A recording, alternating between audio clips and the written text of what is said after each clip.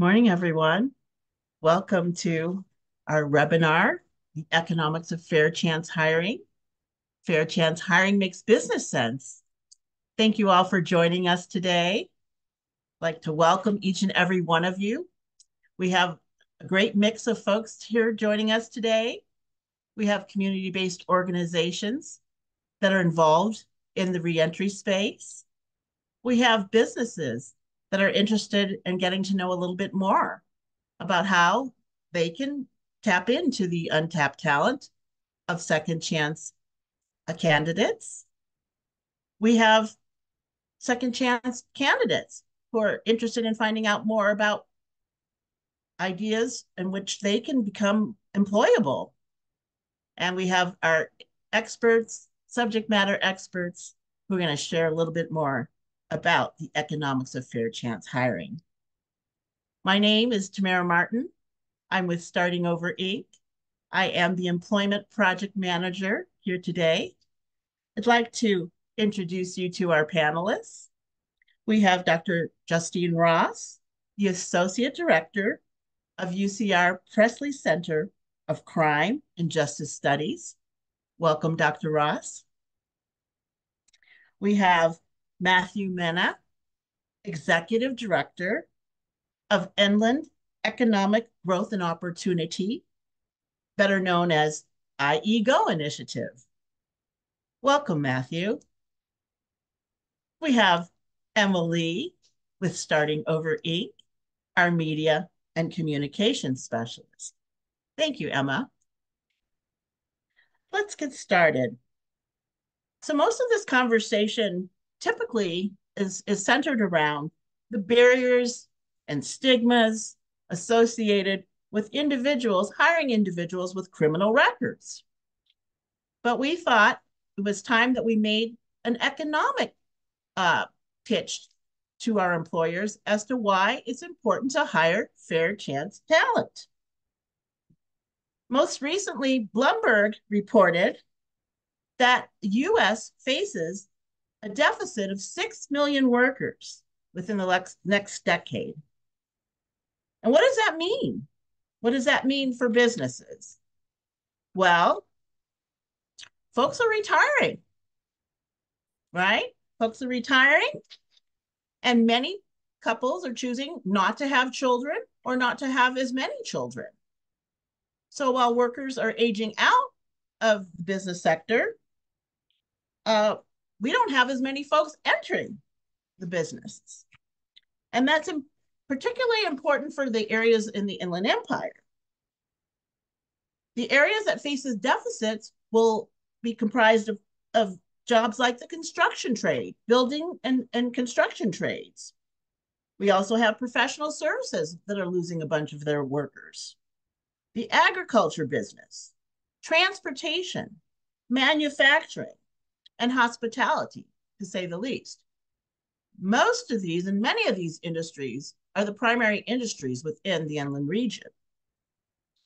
So today we hope to make the business case for why fair chance hiring will make business sense for you. What does it mean not to have labor? Well, when there's a reduced labor shortage, then it threatens our gross domestic product, right? When you can't find folks to fill your vacancies, then the talent has an opportunity to compete for higher wages. There's a higher cost when there's a labor shortage to businesses, and also lower productivity. When folks are employed, the IRS reports that they spend 80% of the dollars that they earn in local communities. There's a ripple effect there exponentially. Folks are employed longer and they're able to contribute to the economic growth. So let's hear a little bit more about fair chance. I'll turn it over to Dr. Ross, who'll share a little bit about the research in the inland region. Thank you, Dr. Ross. Thank you so much, Tamara, and thank you everybody for joining. I'm really, really excited to be part of this panel. Very aptly named, very creatively named. And truthfully, I'm really excited to hear about sort of the economic argument, because the research that I'm sharing with you today that the Pressey Center of Crime and Justice Study has done really focuses on sort of the state of fair chance hiring in the IE. So I'm going to tell you a little bit about a survey that we did of hiring decision makers across Riverside and San Bernardino counties, and sort of give you a sense of what concerns they expressed with respect to hiring this population, give you some idea of the extent to which they're complying with the Fair Chance Act. That's really important. I know that we're going to hear more about that in a little bit. But really sort of, again, going back to what Tamara was saying, hoping ultimately to help kind of debunk some of the myths surrounding hiring this population, because particularly in tight labor markets, it's very important to have access to good workers and good employees. And certainly there's a lot of research to support that justice impacted employees, are really fantastic. So to give you guys some ideas, some context, these findings that I'm going to share with you are based on a survey that we administered, again, to hiring decision makers in both Riverside and San Bernardino counties in 2021. So this is a little bit, we're 3 years out now from when the survey was administered, but we think that it's interesting, this sort of time period in particular, because as you might remember, this is us coming out of COVID. And this is during the period of time where you drive down the 215, the 60, the 10, and you see those giant billboards saying, apply, we need people to work. We need, we might need you for, I remember seeing delivery services. I remember seeing a lot, obviously, in logistics and warehousing, but other smaller companies too were taking out these giant billboards. And so in theory, when we conducted this survey, it should have been the period of time in which people were sort of most willing to hire maybe groups of people that they historically would not have been as open to, because they just really, really needed people in these jobs. And so for that reason, it's an interesting case, because it's in some ways kind of a best case labor market scenario, or a better case, maybe labor market scenario, to analyze sort of the extent to which biases against hiring people with records are really persistent, even in the face of having a great need for labor. So this survey went out. We ultimately, I believe, surveyed roughly 520 some odd people, again, across both counties. We had a representative distribution of industries that are that are home or that do business in both counties, and so we were confident that sort of the sample was, again, representative of the population of employers in the IE. So starting off, we asked the respondents to think a little bit about the last position that they hired for that was either entry level, didn't require a college degree, was sort of the type of job that is most typically those that are available to people who are recently released from incarceration. And with this job in mind, we asked a battery of questions about kind of their willingness to hire people with different characteristics. And so we asked, your willingness to hire somebody who's been convicted of a drug offense, of a property offense, of a violent conviction. And overall, roughly 75% of hiring decision makers that they were unwilling to consider hiring somebody with any of those offenses for the last position that they hired for. And this was surprising, again, given that we were in a very, very tight labor market. And it is worth mentioning, obviously, there is variation. Violent convictions were more heavily penalized than drug and property.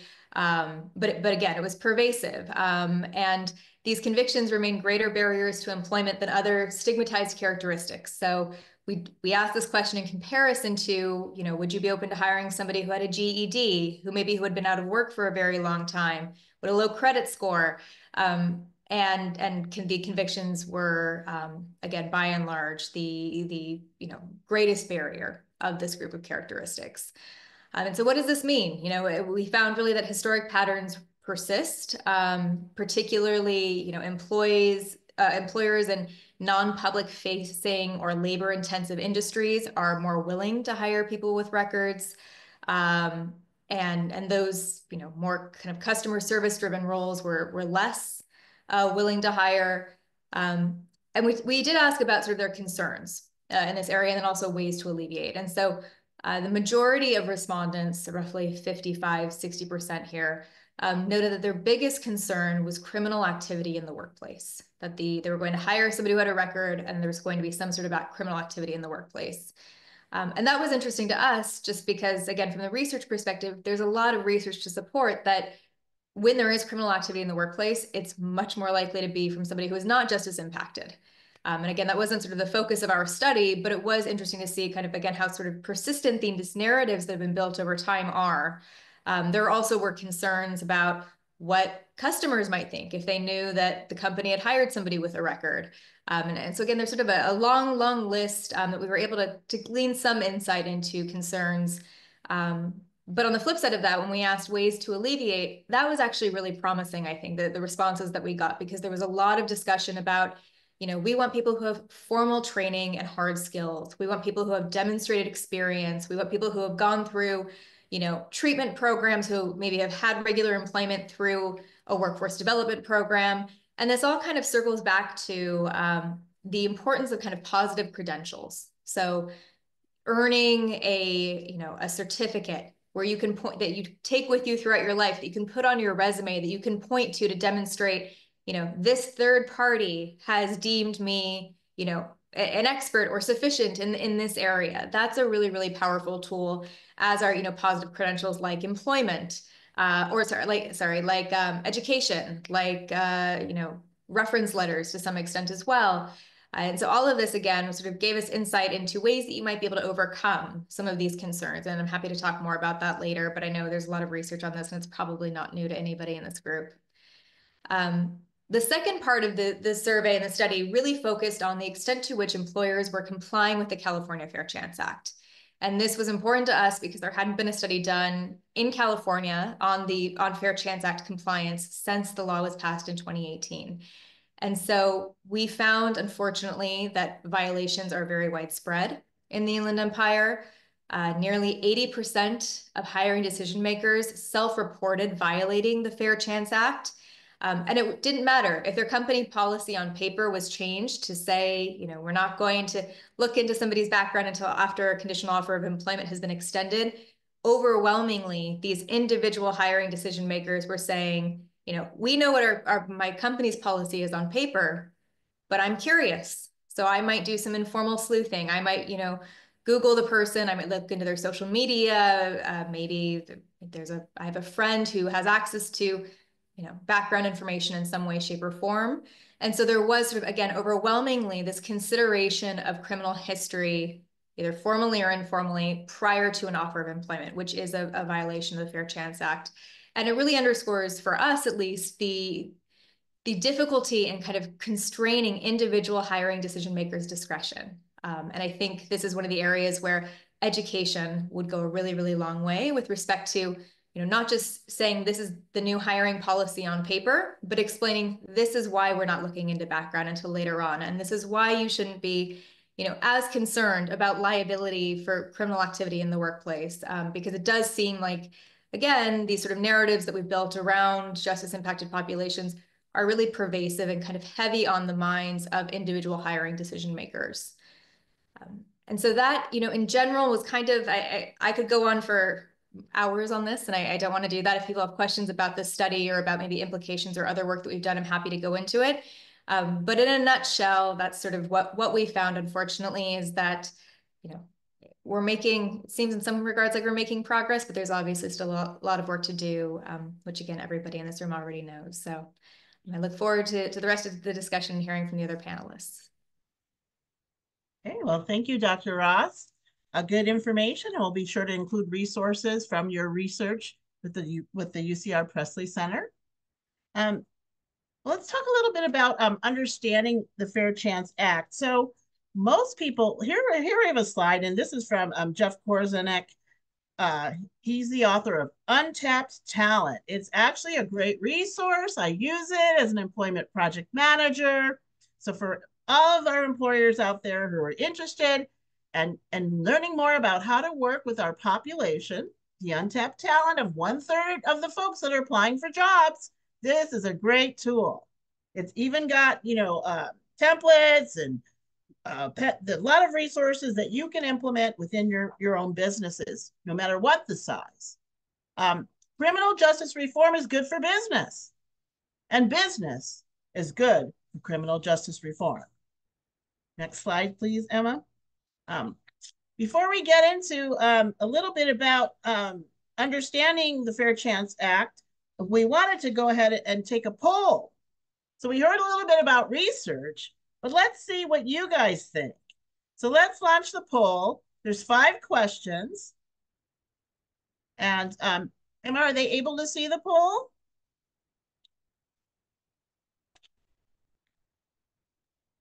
I think so. Will you please let us know in the chat if you're having any issues seeing the poll? It should have popped up as a window.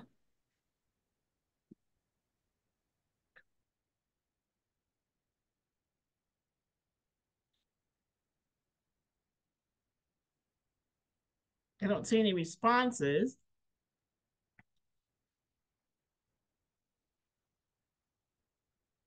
Their chat, what are these things? They can see the poll. They're taking it now. Okay, great, super.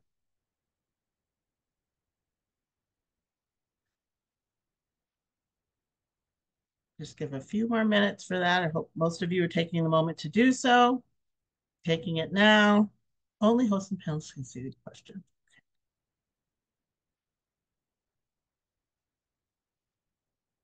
Okay. Oh, great. See, 50% of the folks are now responding. Thank you.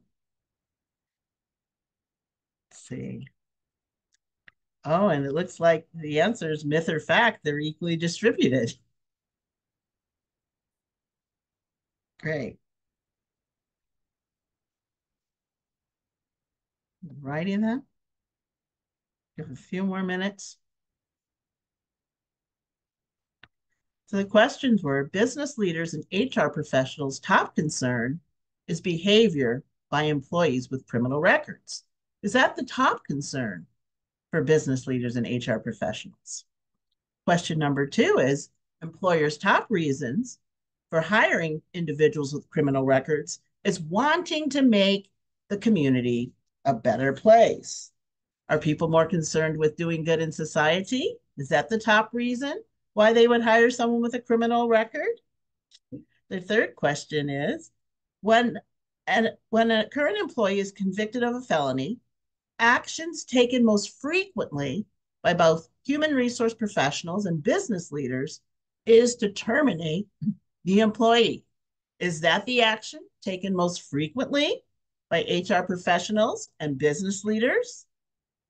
Number 4, people with past convictions have a much longer tenure and are less likely to quit their jobs voluntarily than other workers. Is that myth or fact? Number 5, people with past convictions are no more violent on the job than those without convictions. Is that fact or myth? So the answers are coming in. It looks like most of the folks have completed the poll. Give one more, 3 minutes. We'll give it just the 4-minute mark, and then we will end the poll. 88% of those online have participated. Thank you for that. For those who are still trying, you've got a few more seconds. Okay. Survey says, there we go. I'll end the poll. I'm going to share the results now. Is able to see the results? They popping up?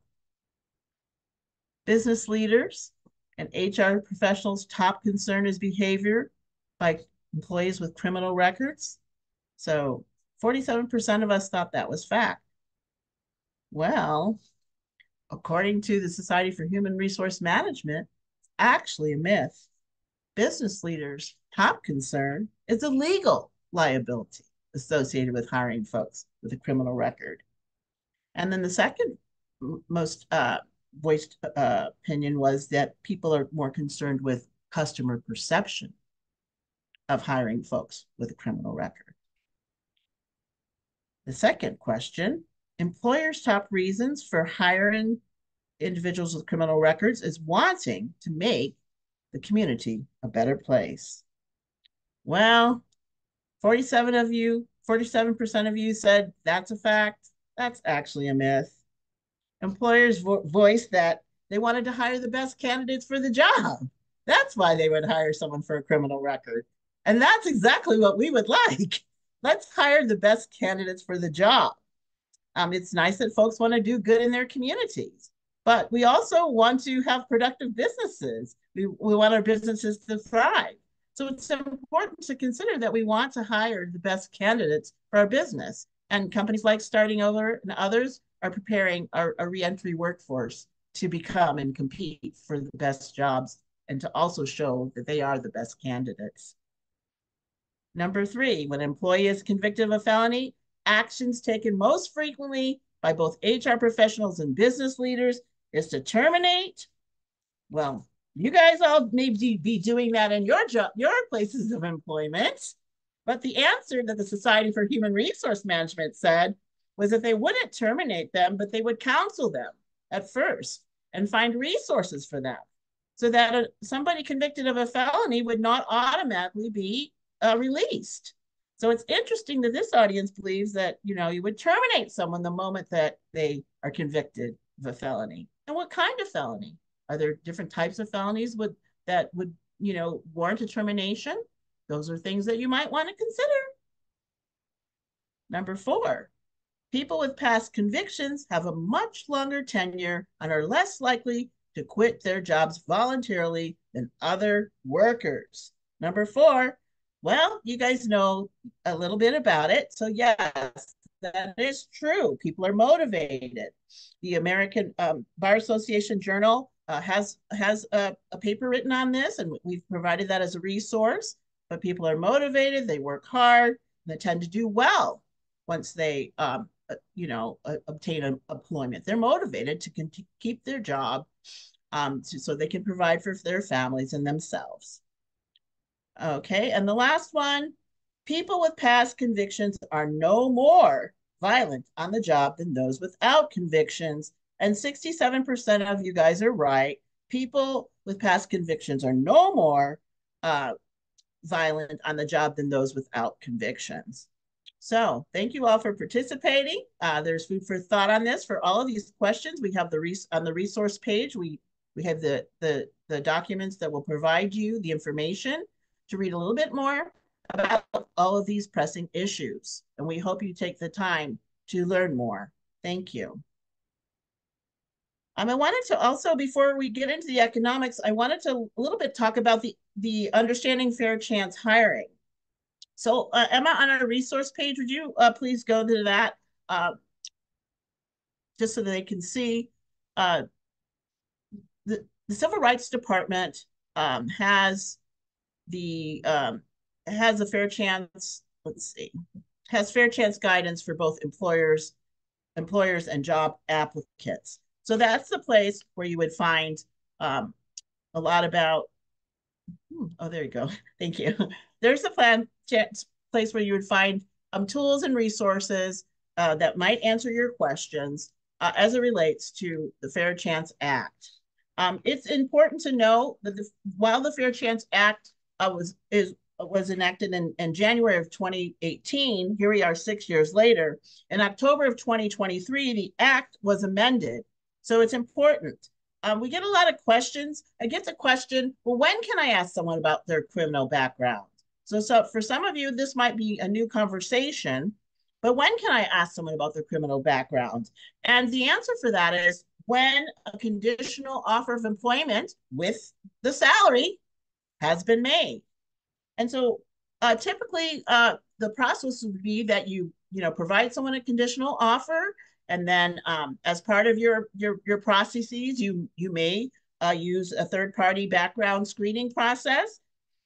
What we tend to see is people actually starting their employment, and then within 2 to 3 months later being released after the HR department or someone reviews the backgrounds. And so that's what we're seeing, that people are actively working on the job. And so we also see that they are not provided an opportunity to appeal the decision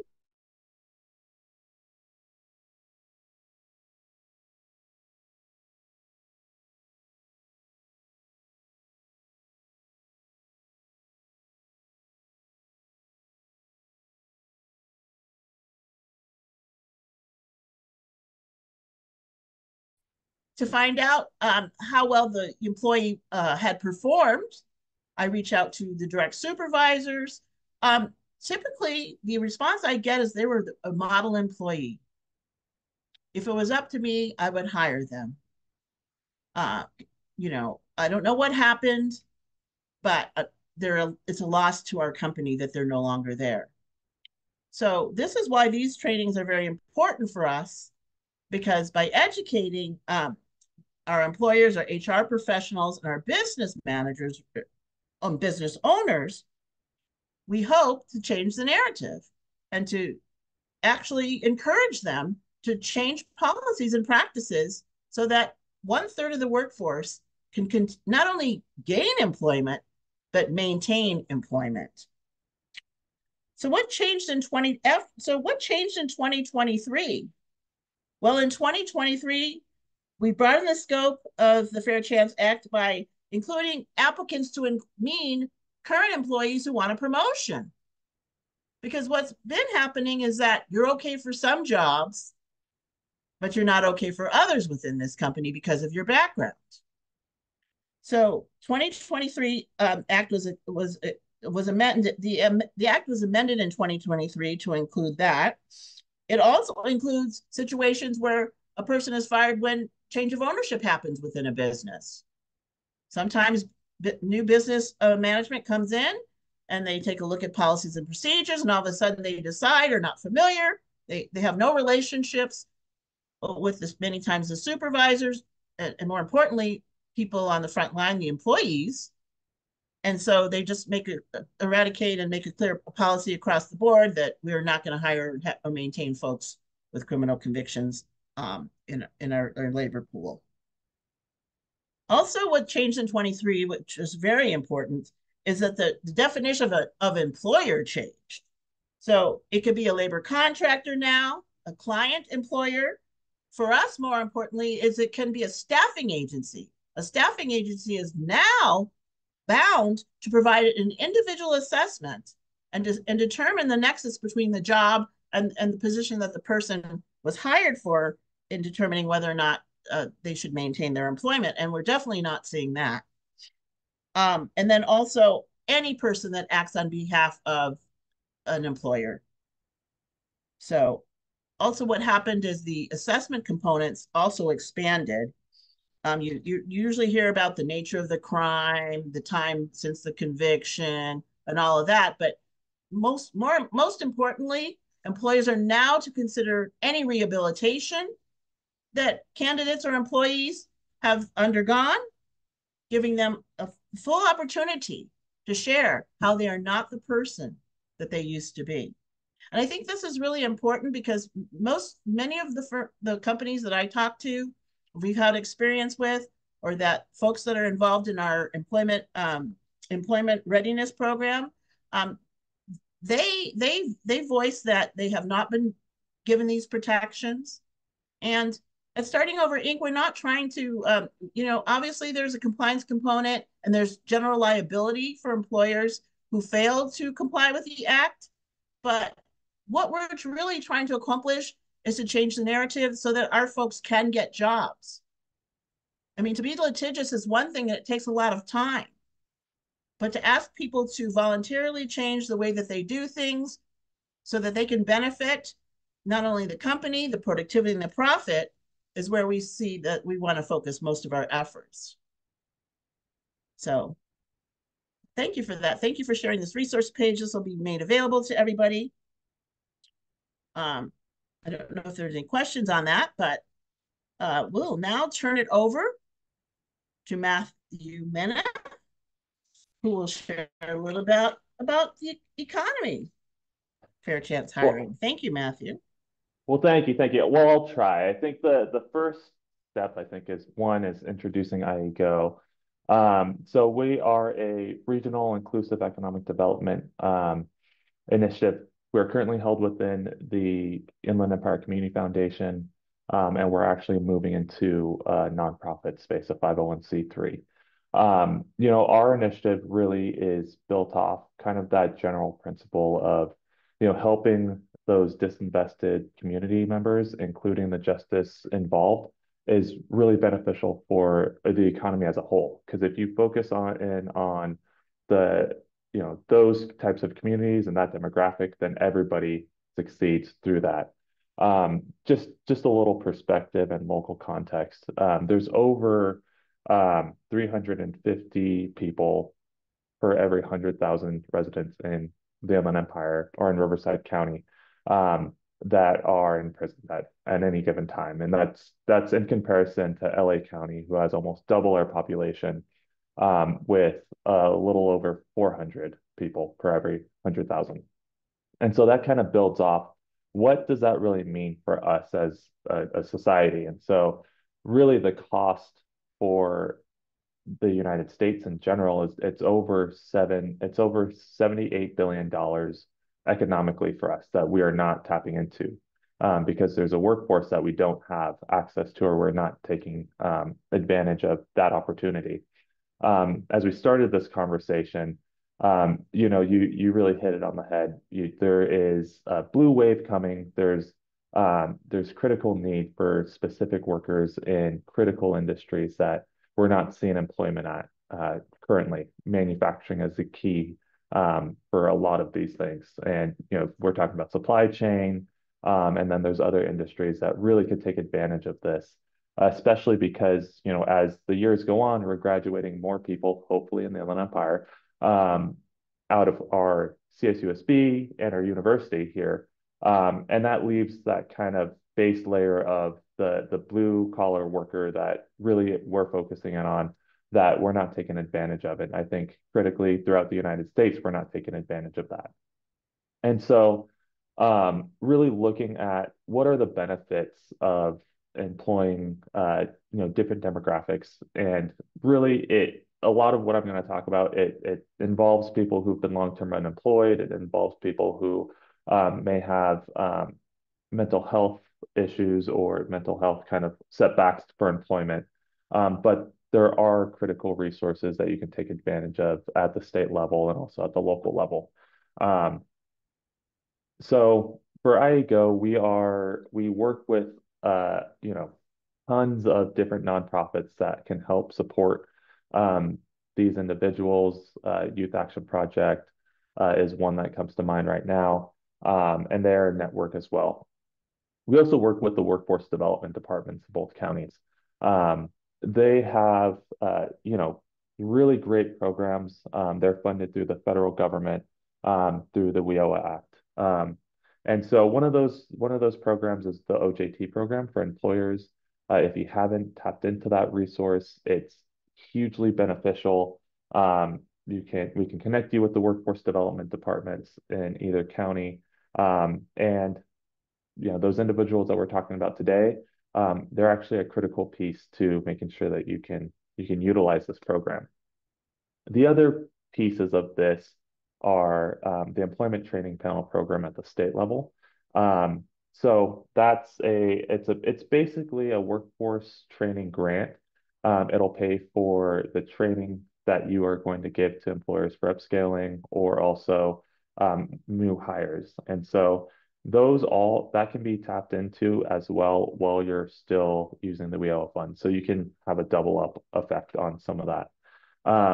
And then the last one is the new employee tax credit, which is another critical incentive that you can utilize for employing justice-involved individuals. And so you can actually use all of these at one time while you're still hiring all of these people. So you can stack it. Kind of looking at employment as you would look at a project or building a building, having as many resources as possible. One, it helps you as a business, it helps business owners hire these people on because we know that most of the money costs for hiring people, business varied, or also just, your average person, most of the cost of hiring is in those first 6 months, and we can actually reduce that cost. And so really a lot of these programs, a lot of our work is really based off creating opportunities for the Inland Empire, for everybody. And we do this in a couple different ways. One of those is the California Jobs First report to briefly talk about this because I could also talk about this for hours.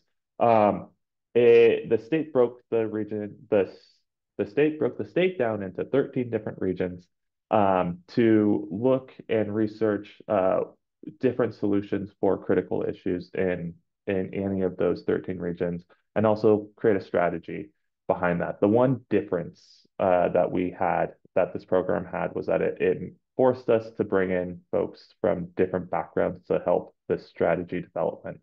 And so part of that research, we got information that normally you don't see in strategy documents, especially in economic development. It's economic developers talking to economic developers, thinking about economic development. And so this was really incredible because we spoke to residents, we spoke to we spoke to businesses, we spoke to academia, nonprofits, grassroots, you name it, really taking in that kind of all approach to economic development and really figuring out strategies to help build opportunities. And so that was based off a lot of stakeholder engagement.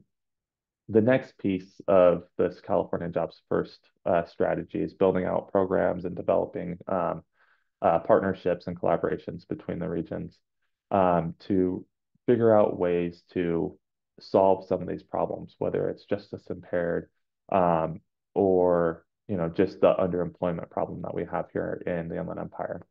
And then the last phase is a scaling phase where hopefully we will go back to the state. God willing, they have money there still. And show them the projects that we have developed through this process. And it's still ongoing. We have our document already at the state level. They're reviewing it, but this process will go on until 2026 and beyond, hopefully, to help fund some of these projects, whether it's programs to help justice impaired individuals connect with manufacturing, or even on the entrepreneurship side, because that's also a way for justice-involved individuals to make an income. And so really looking at those creative solutions that don't normally come from folks like myself or government folks. It usually comes from people who aren't part of the system to look in the system and say that something's wrong. And that was a really great approach that we're taking. So we're working off of that for the next we'll be working off of that for hopefully the next 5 to 10 years. Well, thank you. I mean, it's timely because with the shortages that are projected, if you've got potential solutions already in the works, then we should be okay, right? We want to be optimistic about all of this. Of course. Thank you for that. So I'd like to take a moment now to look at most of you or many of you have completed a survey prior to registering or attending this event today. So the panelists and I would like to take a look at your questions and maybe open up some discussion and see if we can answer some of your concerns. So let's see.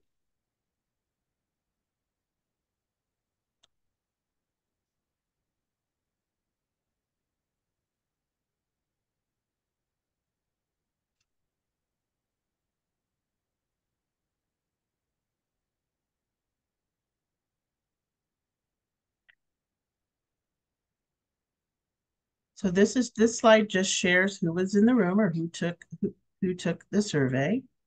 So it's nice to see some transitional housing. So those folks are involved already in the reentry space. It looks like government and education and public health is highly represented in these responses. So that's great. It's nice to see that labor's represented, some manufacturing, some nonprofits. Thank you for that. And so all of you hire folks, right? So hopefully you get some food for thought, not only with our discussions today, but with the resources that we've provided so that you can identify ways in which you can get started or expand your inclusive hiring practices. Thank you. Emma, let's go to the next one. So this is just a little bit about company size. So we probably have some government folks in here. But it looks like most of the businesses that are represented here are smaller businesses. And as we know that small businesses make up over 90% of the businesses in the United States. So it's great that our audience is representative of the majority of the businesses that can employ folks that have previously criminal records previously. Let's go to the next one. In general, what concerns does your company have when considering an applicant with a criminal record? Well, issues with substance abuse.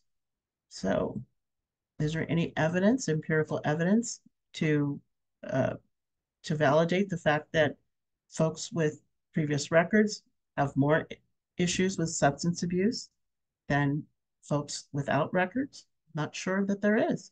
Isn't we don't does anyone from public health or any of the health related industries on here have any information?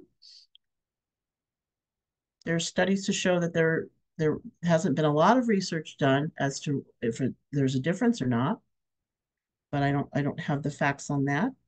Issues with substance use. What we would like to share though is that folks that fair chance applicants, most of them have gone through rehabilitative processes or substance use treatment as part of a condition of their probation or parole. And so what we see, and we train over 200 folks every year, what we see is a small percentage of recidivism amongst those folks who have entered treatment facilities or workshops or classes, NA, CA, NA, all of those. We have a relapse prevention program here at Starting Over. And what we see is a small percentage of folks not being able to maintain sobriety after they've gone through treatment. Poor mental health. Yes, poor mental health is a concern. Typically, those that are struggling with poor mental health, however, may not be your applicants. They may not be in the workforce just yet. So while poor mental health is a concern, poor mental health is probably a concern for all employers. I'm not sure what the evidence says, but thank you for sharing your concerns as it relates to poor mental health. There's concerns over work ethic, and I think we addressed some of that. The Society for Human Resource Management, you know, we shared that in the poll earlier, that it's typically a myth that folks that are second chance applicants or fair chance applicants typically have a great work ethic, lower rates of attrition, and they tend to be more loyal, and that leads to lower turnover, lost profitability, and higher productivity. So for more about that, you can read Getting Back to Work, the resource that we've provided by the Society for Human Resource Management, and that was done in 2021. Concern when having an applicant with criminal record, being able to find employment, computer literacy. Some of these are fairly, just one person had those issues, but those are valid issues. Most of the reentry programs work on in these areas. They work on the areas of digital literacy. That's an important component to reentry, particularly when someone has been out of the community for long periods of time. I mean, getting my mom to use an iPhone is a feat in itself. So, spending some time teaching folks is what many of the reentry programs do. I think there's concerns with poor physical health as well, just in general for our workforce. As our workforce ages, what types of physical health? So there's also fear of criminal activity in the workplace. A couple people said that. And again, we urge you to read the papers and the documents and the data that we've supplied as resources. The American Bar Association's journal about crime and the reentry in the workplace, it's a 49-page read, and you can get a little bit more detail about what they said. But you can also reach out to Center for Employment Opportunities and some of our other partners who also Complete Coachworks is another in the Inland Empire. And Starting Over Inc. will be happy to provide you resources and partners and names of recruiters within the HR field. You can reach out to County of Riverside and to find out, and to talk more about their processes and ask questions with these recruiters as it relates to hiring second chance talent. And they'll be able to share their experiences with you. We invited many of those today, but many of those were not able to be here, but we worked with them And they're always reaching out to me, staffing agents, they're reaching out to us asking for talent with no reservation and with good success. So thank you for sharing this slide and thank you for your questions. And please reach out to Starting Over Inc., Tamara at Starting Over specifically. If you have any questions you would like to field, we'll be happy to get you the answers and work with you. Go ahead, Justine. No. I thought you were skipping to the next slide. Just really quickly, I realized as you were talking through these, your question about issues with substance abuse and sort of comparison to the general population in the workplace. Thank you. I haven't, full disclosure, this is not a Pressey Center study that I'm about to cite, but there was a really interesting study, I believe, done by Naomi Sugi at UC Irvine, circa 2021. I'll send an email if I got that wrong, but she did a really interesting comparison. It was a survey with an experiment where she, some respondents would get a social media profile that showed somebody who was using, drugs recreationally. And then the other half of the survey respondents would get the same profile where the person's using drugs recreationally, but they have a criminal record. And they were both sort of asked to evaluate willingness to hire. How trustworthy do you think these applicants are going to be? And overwhelmingly, the one who has the drug offense associated with the exact same type of substance abuse was very heavily penalized. And I think that sort of underscores, again, a lot of these issues are prevalent across the population, but as soon as it's interacted with a criminal record, we penalize it in a way that is, just by virtue of having any contact with the justice system. And so I think as much as we're sort of able to interrogate why that might be, or at least be aware of sort of what those biases are, I think it's really helpful. And I'm sorry again for jumping in. It came to me, and it was a really interesting, I think, an important work in terms of underscoring, that any conduct of the justice system often results in again, penalizing people who may be doing the same thing as people who are not just as impacted. Thank you for that, Dr. Russ. I think that's really important. We welcome that resource for any of our viewers who would like to do a deeper dive. Yes, the bias associated with hiring second chance folks is just overwhelming. And the thing of it is that many of the applicants, there's no scarlet letter on anyone's back when they go to apply for these positions. And they are given the jobs because they've taken courses to train themselves. They're super excited. They're motivated. They're prepared. Many of them are skilled. They were in the workforce prior to incarceration. And so when they come out, they pick right back up with the zeal and vigor, of someone starting a new career. They're excited to be back in the workforce. And, they've sat around for too long. So now they're ready to get back to business. So thank you for highlighting that. There's always functioning addicts, as we say, and then there's folks that, don't do so well. And the functioning addicts are among us.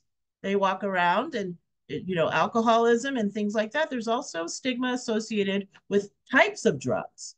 So if you've got a DUI, many HR companies, oh, that's okay. We don't worry about that one because everyone gets a DUI. Well, to me, that's just, that's okay. So now one felony is better than the other, but one drug is more acceptable. And I think that's always been the case in our society where we penalize different types of drugs. And especially that's, more relevant now with the fentanyl crisis as we see that. So yeah, a lot of food for thought. I hope the employers on this call will definitely do a deeper dive to find out more, and we'll be sharing that resource with you once Dr. Russ forwards it to us. Thank you so much. Did you want to move to the next one? Thank you, Emma. The biggest concern, again, well, there's two. So I guess, of the respondents, it just looks like substance abuse, but they're just two of the folks that responded. So, I mean, again, we talked about that. Some people said none. Oh, this is none. Sorry. So,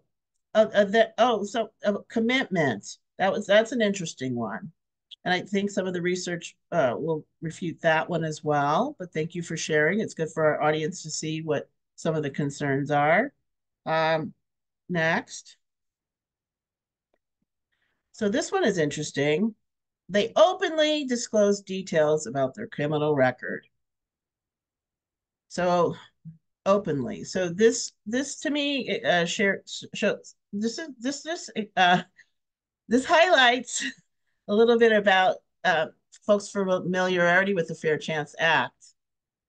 Um, the premise is that, or the idea that, someone wants to openly discuss details about the worst part of their life or the biggest mistake they ever made is just not human nature, right? We want to openly show the best part of us. We want to show our future self. We don't want to lead with negativity. We're trying to impress employers when we're going for these jobs as fair chance talent. And so we're not going to, and because the law protects us from openly discussing the details about our criminal record, we train our applicants in our employee readiness program not to openly discuss details about their criminal record, because the criminal record in their past has no bearing on what on the nexus of the job many times, most times. And, we openly discuss those details, or we discuss those details, but focus mainly on what we've done to change and who we are today. And I think that's really important for employers to understand. We are not defined by our weakest moments. We are not defined as human race by the mistakes that we've made. We should be defined by where we are today.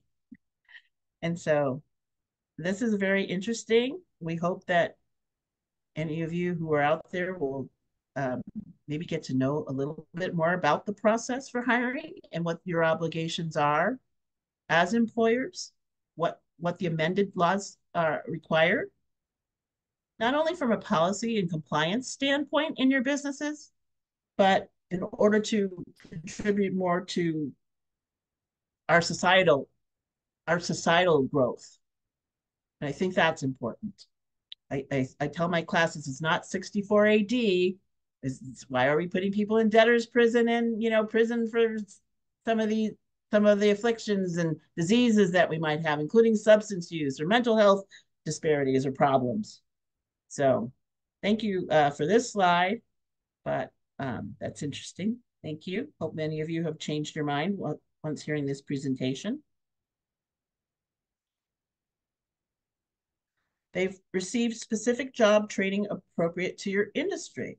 Well, this is a really interesting one because Dr. Ross, I remember when you had a workforce convening and you had somebody from UCLA that did some research about, the training and job training in industries and things like that. And I asked the facilitator, the person that was the panelist, I think, what are industries doing to improve the workforce in which they. And I gave the example of when I was a young woman, I worked for Xerox Corporation in my 20s. And the Xerox Corporation, of course, at that time, they were a Fortune 50. But one thing that really was remarkable about them is they spent money, tens of thousands of dollars, in mandatory training of their workforce. And so then when they invested in a person, which Matthew commented that, most of the costs or expense associated with onboarding or bringing someone, acquiring talent, is the initial 6 months. So after your Fortune 50s or your private company spend that much money on a talent, on a person, they invest in the person. So it's important because industries are specialized. So all manufacturing companies are not the same. All the culture within the company is not the same. Where the companies decide they're going in the future, it all depends. This is all specific to not only the industry but to the actual organization or company. So this was interesting that most people were willing to hire folks that have received appropriate training in the industry, but in many industries, there's also apprenticeship journey levels or different levels to your abilities within that industry. This is also apparent also when companies require degrees for certain jobs. So folks have had academic training in that industry, but have not applied it yet. And so we see the same thing for folks when we look at people hiring folks with degrees as opposed to people hiring folks with work experience. I don't know if any of my panelists have anything else to add on this one. No, we're good? Okay, thank you. Were employed prior to their conviction. So 50% of folks were willing to hire people that were employed prior to the conviction. What's interesting too about this one is that in our employment readiness class, many of the men and women were convicted as children. Many of the men and women were convicted as juveniles and have been in the juvenile system and then moved into, adult prison, So this is interesting because they were, many of our folks that are employment readiness are employed. They're employed by, the Department of Corrections. And so what we do, and starting over, and many of the other reentry employment service providers do, is we help folks articulate and how to we help them translate their experience, their work experience inside an institution to just work experience, period, because that's the question they ask. How do I articulate that all of my experience, because I've been in since I was 17, all of my experience has been inside. And I say that those are skills and duties. They're the same thing. So you were employed. You may be employed at 42 cents an hour, but you were employed. So for any of you have concerns about the willingness to hire and that folks are employed prior to conviction, I'm going to let you know that most of the folks have held jobs. Many of those jobs might have been in an institution. There's also a fair amount of people that have, held jobs in the workforce prior to their conviction. So, everyone that does in jail or prison, everyone hasn't been in since they were a juvenile. So many folks are employable and have high level skills. We have people that have degrees. We have people that are doctors, lawyers, folks that have been convicted and have a criminal background. They're a large demographic. They have a lot of attributes that are different across the board. Not everyone has come from a poverty environment and had little skills. So it's important to note that. So thank you for expressing those concerns. And my previous life, I was working in the anti-poverty world. So if you would like to learn more about the root causes of poverty and how we help our community members move from striving to thriving, we can do that. So yeah, thank you for this. Let's go to the next slide.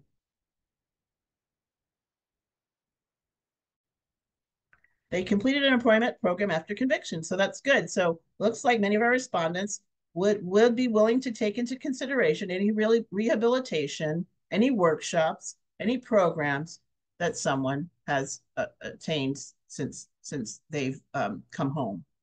So that's great. Thank you. Next slide. Rehabilitation, how they present themselves, clothing, cleanliness, and grooming. Well, I think that most employers would like any applicant or any candidate to possess these feet to represent themselves in a good way, put their best shot forward, come in clean and well groomed. So I don't see this as something that would be isolated to folks that are coming home or a second chance applicant. Especially working in an environment, you want your workforce to be, presentable. I don't really have any comments on this. This would be similar in both populations. Anything else, Emma? The way that they interact with others. So this is really important here because I want to just talk a little bit about that. Ability to interact with others, yes.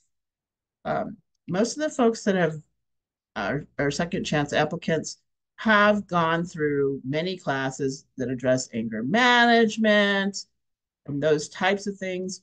What we try to do also, because in institution, you're isolated. You're isolated by race. So for those of you employers that don't know that, you're isolated by race inside. We have people that have been isolated in solitary confinement, or what we call the SHU, for 10 years as young people. Isolated, period. So what many rehabilitation programs do, like Starting Over, is we help folks discover their voice once again. We help folks, we work with them to give them tools and skills for them to be able to interact with folks that don't look like them. In fact, we encourage it because one way to get out of poverty is to network, to build your social capital, if you will, your community resources. So many of the programs like Starting Over, I mean, one of the things we do is we Zoom interview with bankers. So we help folks that are reentering, meet people, talk to people that don't look and sound like them. And I think this is a really important concern because it is important for folks to be able to acclimate into society and work in spheres and be able to be comfortable in situations where they're not used to. So we're going to continue to do more of that as we see this is the top. We see this as a key to their success, and it's something that we worked on very diligently. Their social skills. Thank you.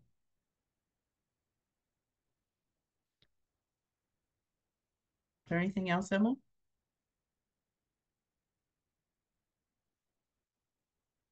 Their prior work history. So again, prior work history would be a concern, and I already alluded to the fact that many people have worked, they just worked in an institution, so we help the folks that are second chance or fair chance candidates, we help them articulate their experience. Tell me about yourself. Tell me about yourself. I mean, by the end of a 12-week period, they can tell us about them, and that's important. They finally find a voice because for most of their time inside, they have not been able to speak or share, or they maybe haven't discovered who they are. Self-discovery is important for all of us. So, yes, their prior work history, like I said, we just help them articulate the experience that they have as valuable experience and how to share that with employers. Thank you. Next one. So I just want to do a plug. Thank you all. I think IEGO did a little plug, and we've got resources for UC Presley Center. So Starting Over, just like Matthew Mena explained, the workforce, the American Job Center, so we work closely with Riverside County ourselves, the Workforce Development Center. They do have on-the-job training, reimbursement programs. So does County of Riverside. Starting Over, like many others. And I want to say cities have it too. I know the city of Moreno Valley has it. Other agencies have this. I'm going to plug Starting Over.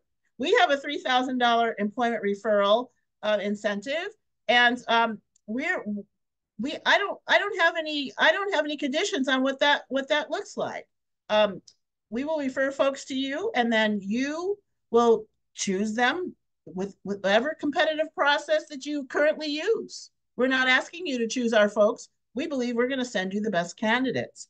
So Starting Over has a $3,000 signing a bonus for when you hire some of our candidate referrals. And just like Matthew mentioned, we also have an employee wage reimbursement program, and that's also more in the lines of the on-the-job training program. So thank you for that. Next slide.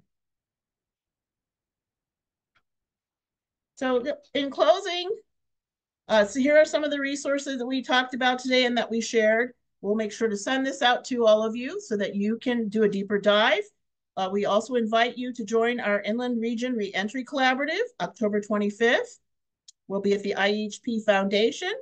There you'll meet other reentry providers. You can ask questions, find out more about the second chance talent fair chance talent that they might have. I'll be at the National Reentry Workforce Collaborative to find out what the national trends are and to identify what other groups are doing nationally as it relates to working with employers.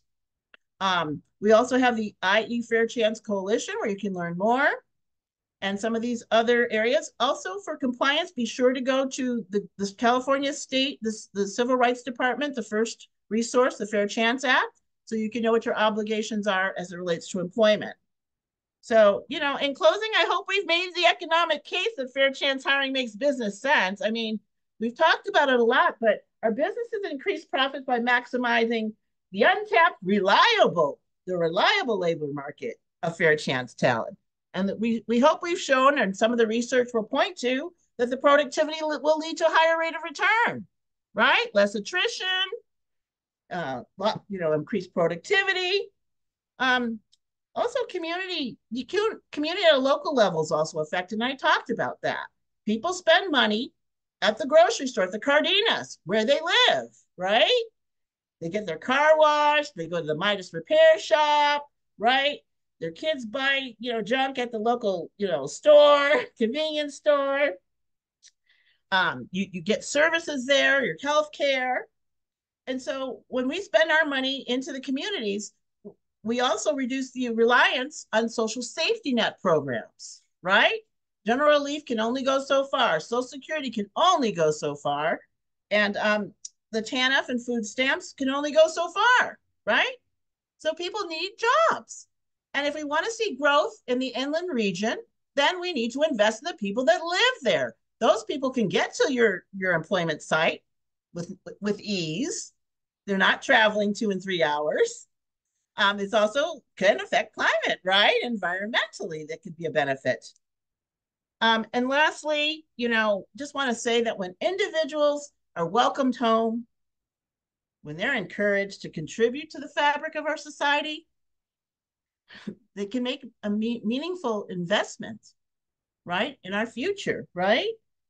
And it also improves the level of public safety for everybody. People that are working tend to become more civically engaged. They care about things now. They're learning. So, on the macro level, it's important. On the community level, company level, it's important. And on a societal level, it's important. So I don't have anything else to add. I don't know if my panelists have anything else to say in closing. We would like to thank everybody on this call today for joining us. This will be the first of many. We'd like to continue to focus on the economic side, the economic benefits to businesses and employers. And we look forward to seeing or meeting some of the new faces in any of the opportunities that we provided or presented. And please reach out to Starting Over Inc. if you have any other questions. Thank you so much to Dr. Ross and to Matthew Mena and to Emma. We'll see you next time. Thank you.